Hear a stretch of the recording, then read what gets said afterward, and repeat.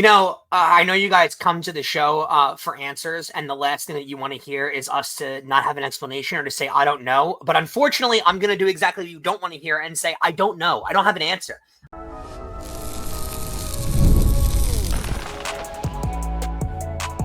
You are Locked On Yankees, your daily New York Yankees podcast.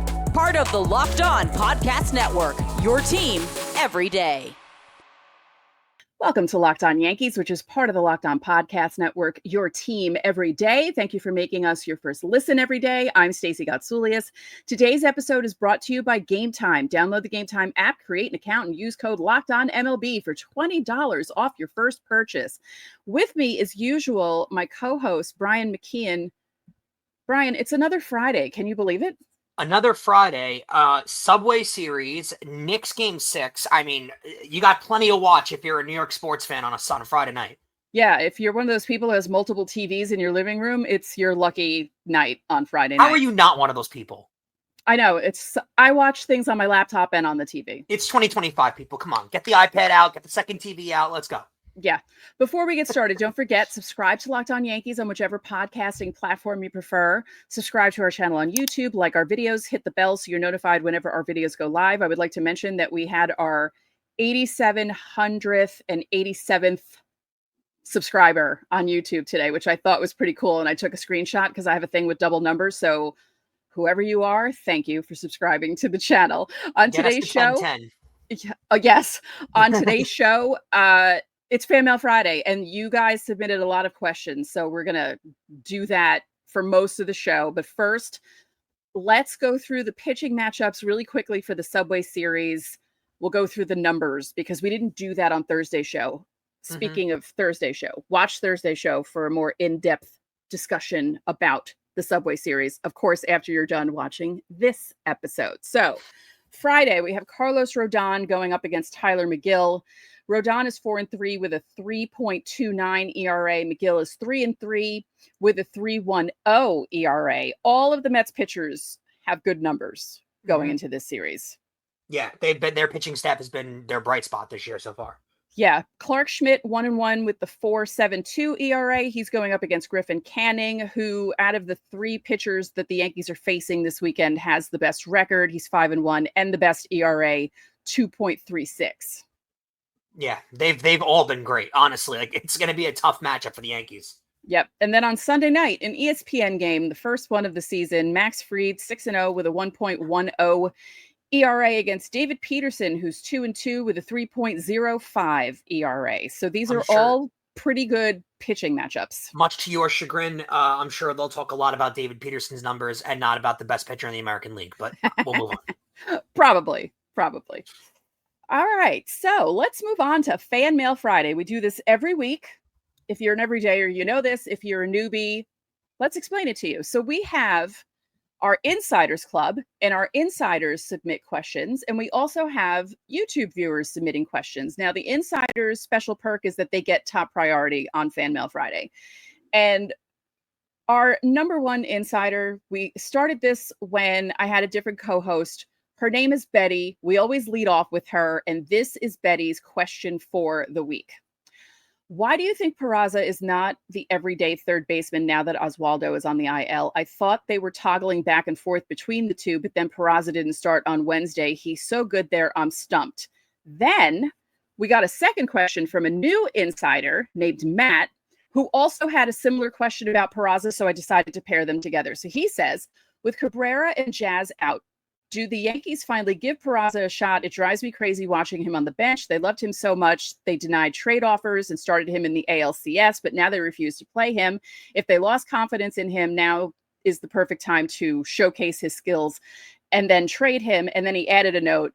Bibas was not in contention for the third base job out of spring training, yet he's still playing over Peraza. I know you guys come to the show for answers, and the last thing that you want to hear is us to not have an explanation or to say, I don't know. But unfortunately, I'm going to do exactly what you don't want to hear and say, I don't know. I don't have an answer.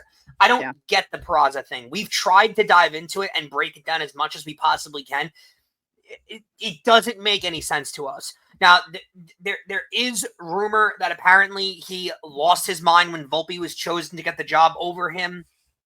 2 years ago out of spring training.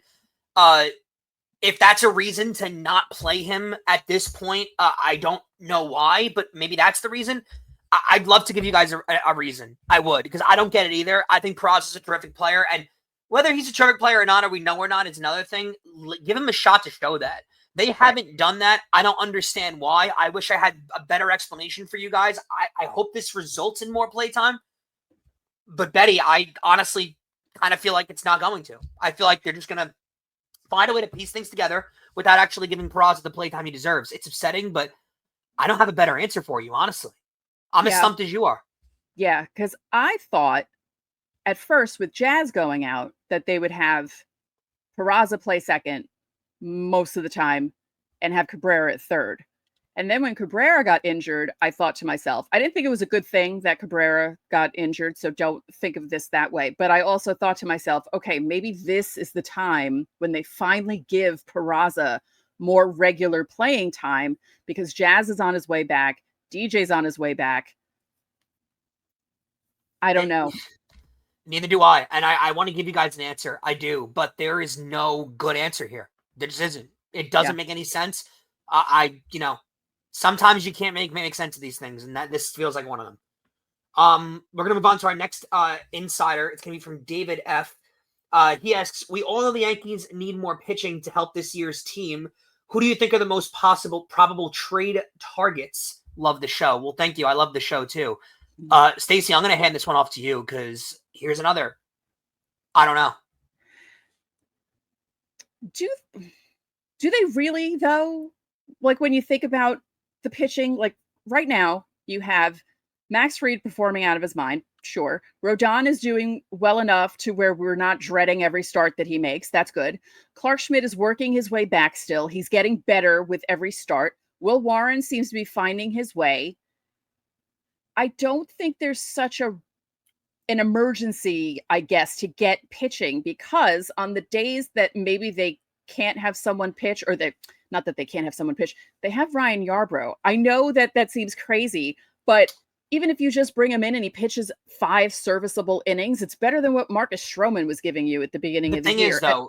The thing is, you're requiring somebody to be a playoff pitcher. Like you're not going out and getting somebody. I wasn't done until the trade deadline. We don't know how things are going to look yet. It's only May 16th. We have no idea how other teams are going to do. We have no idea how the Yankees are going to continue to do. We don't know if some of these teams who have gotten off to a hot start are going to fall back to earth. If the Yankees are going to fall back to earth a little bit. So I think we have to wait until June at least, and maybe even more like mid-June and early July, because the trade deadline's later than that, to even have an idea of what could possibly be out there to do that. You also got to let other guys in the league show themselves too, because there hasn't been a lot of opportunity for guys to show who's pitching really well this year or not either. There haven't been a lot of guys really dominating other than guys that aren't really tradable at this point. The thing is, you do have to make sure the rotation is as bolstered as possible because you just because Garrett Cole got hurt, you can't go into a postseason with Aaron Judge just as a toss-up of, well, we'll see what happens because you can't waste the year of Aaron Judge's prime just because Garrett Cole got hurt. So there is that. Now, I would say, Rodón, you could probably expect most of the same throughout the year. Probably a mid-3s ERA is where he'll usually hang out around. Max Fried, I don't know how you could possibly expect him to keep pitching to a legit 1 ERA throughout the entire year. That's not going to happen. So there is going to be a regression to the mean. I think the biggest key here on whether they go out and acquire someone, or not whether, the biggest key here on their urgency towards acquiring someone is going to be how Will Warren pitches. If Will Warren starts to actually come into form and actually start to strike people out at the rate that he's been striking people out and develop his Michael King-esque that they're trying to make him into, that's going to put less urgency on them to go get somebody because they're going to frame the Luis Gil coming off the injured list thing as this is our trade deadline piece pickup, whatever thing. That's what they're going to do to everybody. Yep. And Brian Cashman's got that cocked and loaded, ready to go as soon as he can. So that will happen. I don't, David, I'm sorry. And we're not getting up to a great start at Fanmail Friday this week so far. We don't have an answer for you yet. Ask us this question in a month because then we'll have a much clearer frame of mind of where to go. I'd love to tell you, go get Paul Skeens, and I'd trade everybody for Paul Skeens. He's not available. And it seems like the only guy that really is available is Sandy Alcantara, who's having a terrible year. So I don't know if you really want to go acquire him right now. There's too much going on, and the Yankees need too many things answered to make a trade deadline acquisition just quite yet. All right, our last question of this segment is from Insider Tim. What's the mindset going into this series with the Mets? Best 2 out of 3 or take all? I mean, you want to win every series, 2 out of 3. You can't expect to take it all. I would say the best mindset, though, for the players is don't take this too seriously. And don't go too crazy. Exactly. The fans are going to go crazy. The building will be packed every single night, and they'll they'll feel it. The players will feel that. They know that the Yankees-Mets kind of is like a playoff atmosphere because of how the fans react to it. And there'll be bleep Juan Soto chants throughout the game. We all know that's just don't overdo it if you're a player. Just go out there and play because it is a regular baseball game. Yeah, it's a regular series against a National League team. They just happen to play in the same city. Exactly. Don't forget, subscribe to the channel, hit the like button on our videos, hit the notification so you know when our videos go up. You can also join the Locked On Yankees Insiders Club, the aforementioned Locked On Yankees Insiders Club. The link is in the description. You'll get text from us. You can text us questions, comments, reactions to trades and signings. We send out the lineups during the season, any roster moves that are made, breaking news that happens, so you don't have to check social media. There's a 14-day free trial. I sometimes have conversations with you guys. It's nice. It's like you're my friends. So click the link and join the Insiders Club, because why wouldn't you want to talk to me? Come on. Exactly. Coming up, we have more Fanmail Friday questions from our insiders next. Have you ever decided that the last minute to head to a ball game with friends or family, maybe it's game day and you suddenly realize that you want to be in the stands? And that's exactly where Gametime can come in. It's the easiest way to grab last minute tickets without all the stress. With the money you save on tickets, you can splurge on food, drinks, merch, or even invite a bigger group to come with you. And Gametime makes all that possible. Now, Gametime makes buying tickets fast and simple. The prices on the app actually drop the closer you get to first pitch. And they've got incredible last-minute deals. There's clear seat views and a lowest price guarantee that takes the worry all out of the buying the tickets. Gametime is the official ticketing partner of Locked On MLB, making it easy to browse the app for Yankees versus Mets this weekend at Yankee Stadium. And Gametime has the best last-minute deals and zone deals for big savings. So take the guesswork out of buying tickets with Gametime. Download the Gametime app today, create an account, and use code LOCKEDONMLB for $20 off your first purchase. Terms apply. Again, create the account and redeem code LOCKEDONMLB for $20 off. Download Gametime today. Last minute tickets, lowest price, guaranteed. So, Stacey, as we meander on through, we head to segment 2 of Fanmail Friday, and we get that started off with Eric S.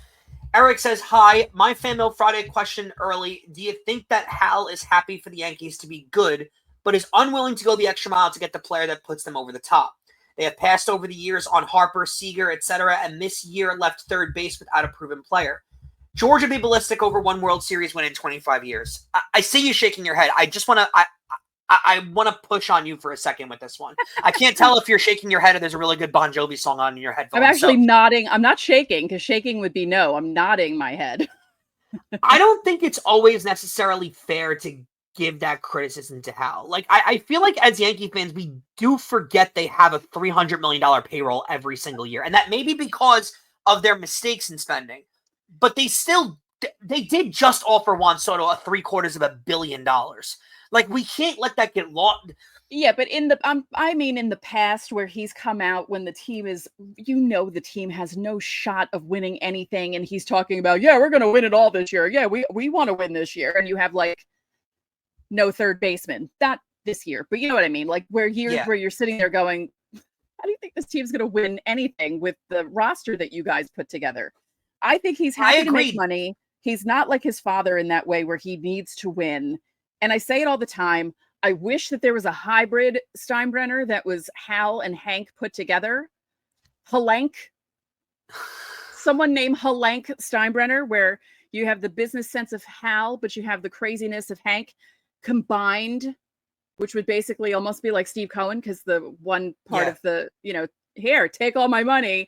but also not make silly moves. So I just don't want us to forget, like, there was a lot of losing in George Steinbrenner. We all remember the late 90s, and that's great. yeah, but, like, yeah. he did own the team through the 80s, too. And we Yeah. tend to forget that, like, there was a lot of losing years, and he almost destroyed the franchise when he took control in the early 90s. People do forget that. Like, that all those early 90s disasters and the documentary on Peacock, that was carryover from the late 80s mistakes that he made, because he was suspended in 1990. He didn't have a hand. But I'm saying he was the owner, though. Like, he did own the team. I know, but he did not make any decisions from the time he was suspended. So that was almost 3 years, but all of the stuff that he did prior to that led into that. And then the people who were taking care of things from 90 to 93, you get Mo, you get Bernie, you get Jeter, you get all those people. I mean, thank God for those guys, because if George had never been suspended, you don't see the dynasty. We might be talking about championship droughts of 46 years. And he gets credit. He gets credit for the dynasty. He also gets credit for being the crazy spender that got whoever he wanted. The crazy spender who got whoever he wanted in free agency. Again, he didn't start spending like that until the end of the dynasty, until the early 2000s started to hit, and then the salary cap was removed and all that, and there was lucrative spending like crazy. No, but the big knock on him was that he spent money in the 80s. It was just on the wrong players. You know, they spent the money on Winfield, and then that whole thing turned to that. But look at what happened when you started getting the $100+ million payrolls, when you started heading, and they were outbidding people by tens of millions of dollars in the early 2000s. How many titles did they win in the early 2000s? Now, they were good every year. They were good. They were good. Well, 2000, I guess. But, like, 01, nothing. 2002, 2003, 4, 5. I mean, they didn't win any titles those years, and the payrolls were always over $200 million. They made it to Game 7 of 01, and because Mo had a meltdown on the mat, like, they would have had 4 in a row. 2003, they ran up against the Marlins. Like, don't make it sound like they didn't do...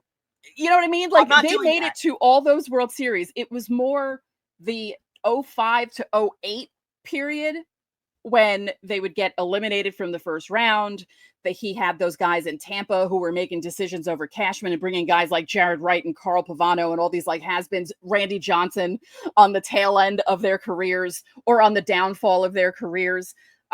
So yeah, like, I understand the whole George wasn't great the entire time, but I want some of George and Hal, because there's no George and Hal at all.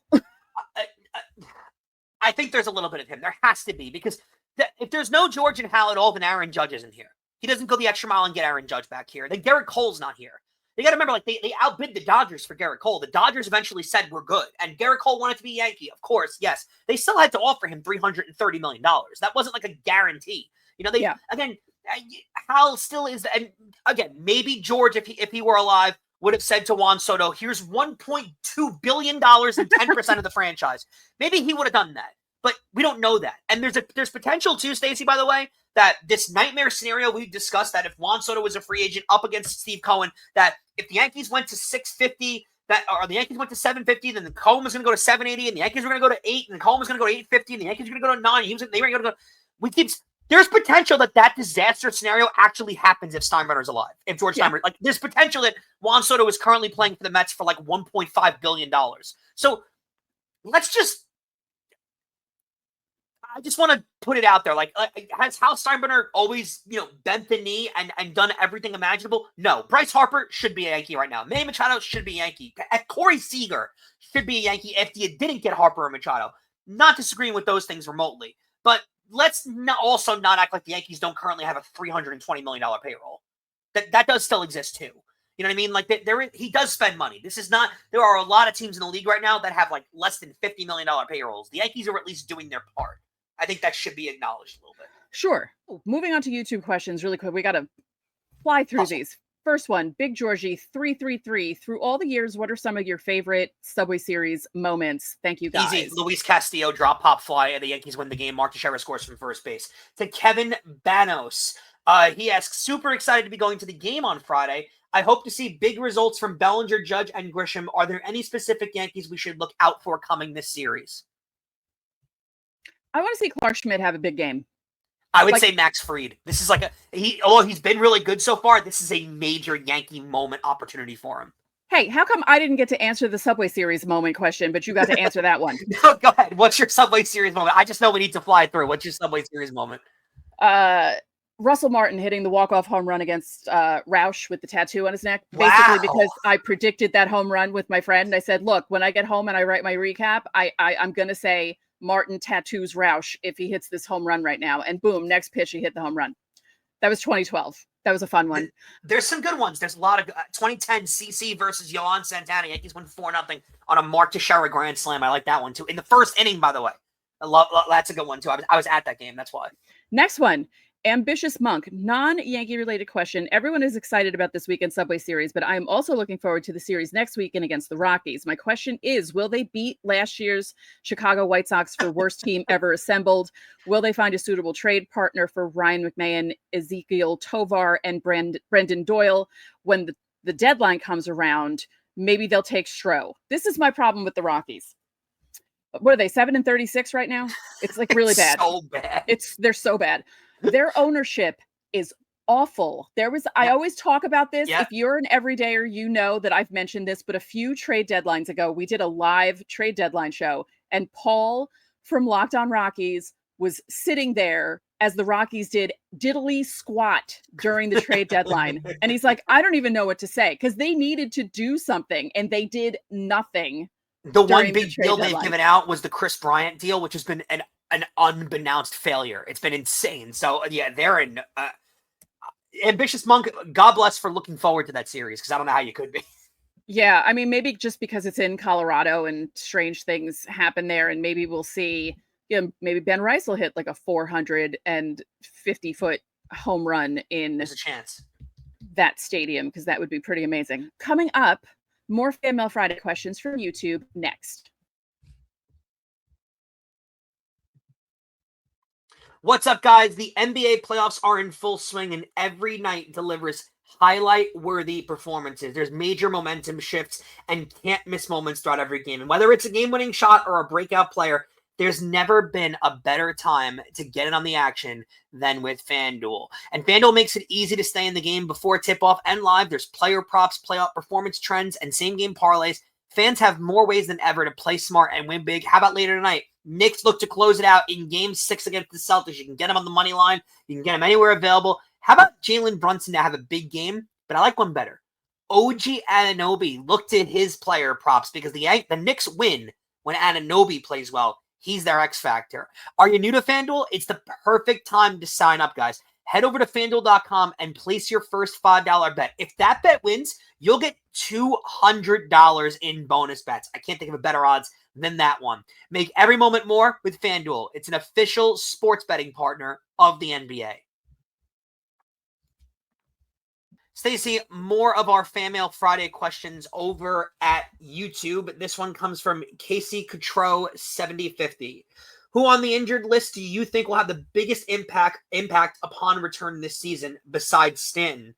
Also, you guys should look up the Diamondbacks manager trying to eject the whole umpire crew from 5-14's game with the Giants. Reminds me of my wild MLB rule change I'd make that was discussed on the channel a while back. We will look that up, because I actually haven't seen that one. He tried to throw. Yeah, he went nuts. I'm glad. I love when managers do that. It was like an Earl Weaver type of. There's been a lack of that in the last decade or so, so I'm glad. I want that back. Yeah, it was crazy. It's got to be Luis Gil, though, right, for the biggest impact back on the. I mean, it's either Luis Gil or a guy that's expected back in the next 48 hours, Jonathan Loaisiga. Yeah, because he's going to, I think, make a major impact, especially with. Boone has really used this bullpen up a lot, so I think Loaisiga could be a key factor too. Yeah, I agree with that. Our next question is from Ari Ganonsky 6527. For some reason, seeing players swing at the first pitch makes smoke come out of my ears. What are your thoughts about swinging at the first pitch? Should players be aggressive or be patient and make pitchers throw more pitches? I guess it depends on the scouting report. Like, if you know a pitcher's going to throw dead red down the middle for the first pitch, I mean, why not swing at it? I think it depends. I think it depends too on the batter, because a lot of times with players like Anthony Volpe, who are trying to be on base guys and be scrappy, you kind of like they try to pitch around guys like that, because they'll get him to chase and stuff.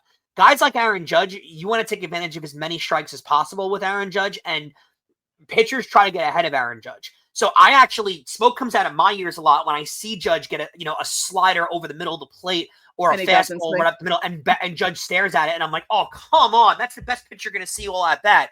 Right there. So I think there's a fine. It depends on the batter. I would like to see Judge swing first pitch more often and just be aggressive, because a lot of times pitchers try to get ahead of Judge really quickly, and often it's a terrible pitch.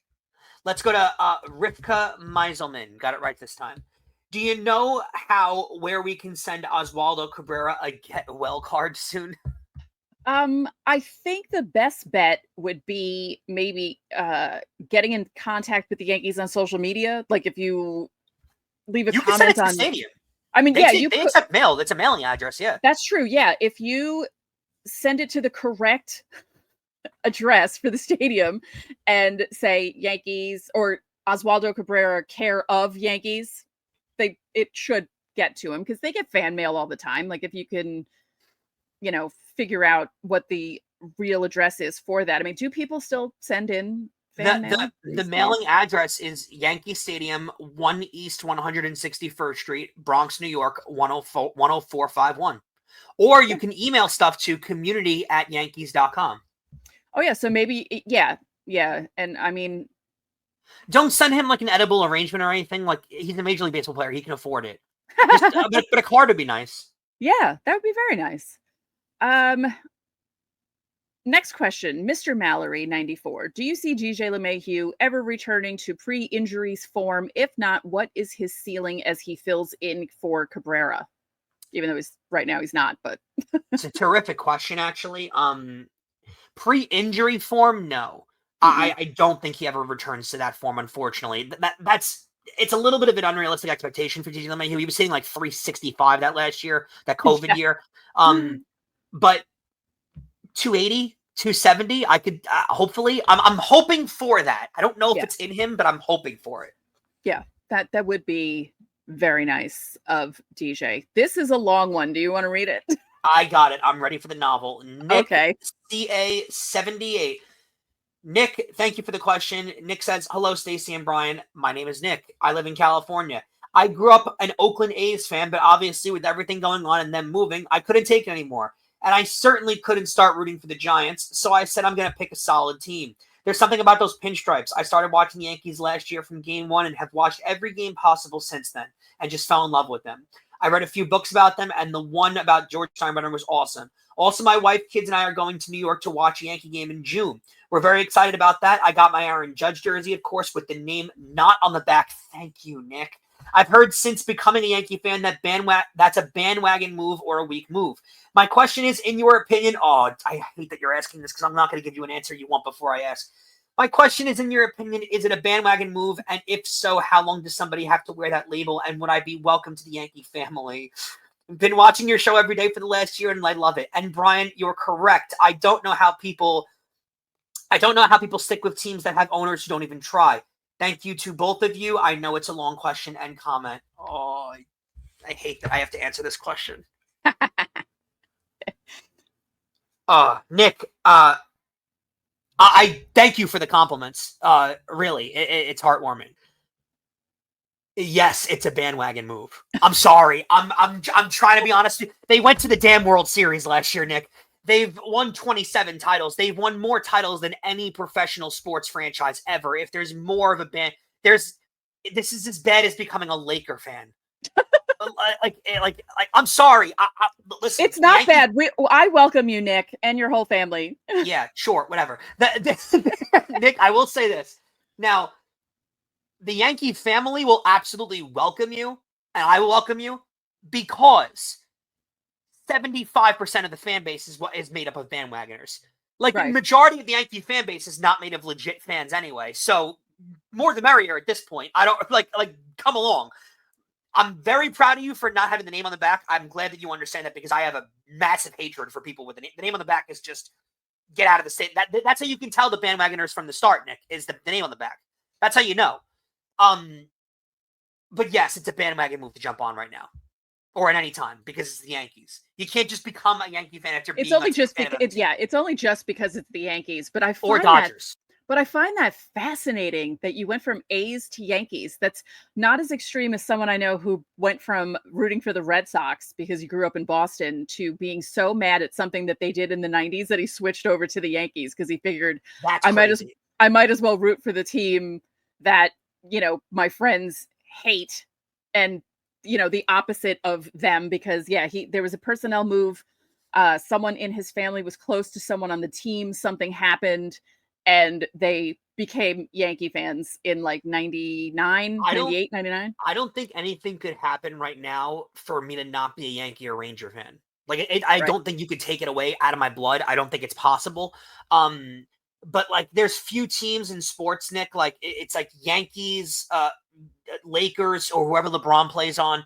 The Cowboys, the Chiefs. Like, there's a few teams that like you just can't jump on, but you also can jump on because everybody else does that. Like, there's so many Yankee fans who you being a bandwagon fan still 1000% know more than like 90% of the fan base of what's going on with the team. I will say that. So like, I don't throw shame at you, but if I'm going to answer your question honestly, which I'd like to do, yes, it's a bandwagon move. Sure. Sorry. But we still accept you. And yes. I love that, because the Yankees have caused the A's a lot of grief in the last, especially the postseason. Yeah. Like in the last 25 years since 2000, how many times? The flip play, the wild card game. I mean, there's a lot of really bad moments. Yeah, there's like a few incidents there. So, wow. Like out of all the teams to pick, I'm kind of amazed by that, but I would have went Dodgers if I was you. You're still in California. It's probably an easier trip than New York. But yeah, I hope you have fun at the game in June. Enjoy. Yeah. Enjoy the $22 beer. Yeah. Yeah. And $50 parking. Yeah. Oh, yes. Yeah. Nick, if you need any advice about that, we'll tell you how to get to the stadium without having to park near the stadium. Like if you're not afraid of the subway, take the subway. Honestly, especially game time, you just follow the people with Yankee jerseys and they will guide you to the stadium. He's got his kids with him though. Kids can be on the subway. I see them on the subway all the time. It's perfectly fine. You'll be fine. No, it's fine. Don't fear monger. The subway is fine. Everything is fine. Just make sure your credit card's ready for this trip. The more people who are on the train, the safer the trains are. It's when there aren't a lot of people on the train that the crimes tend to happen because there are no witnesses. So, okay. Don't call 311. Call Stacey. Yes, get your butt on the train. I'm a train advocate. My grandfather and great-grandfather helped build some of the subway stations in the early 1900s. So I'm a big train person. Take the subway. Take the D uptown, take the 4 uptown, depending on where your hotel is, and just go to Yankee Stadium. All right, well, thank you guys. This was like an amazing Fanmail Friday. You've sent in so many questions. YouTube, nice job following directions. 8 questions from YouTube. I was very proud of you guys. That was awesome. So thank you for making Locked On Yankees your first listen today. For your second listen, check out the all-new Locked On MLB Game Night. Every game, every night, all season long. You get local analysis on a national scale. You can find MLB Game Night on Locked On MLB on YouTube or wherever you listen to your podcasts. So that'll do it for this edition of Locked On Yankees. I'm Stacey Gotsulias. And I'm Brian McKeon. We'll catch you guys next week.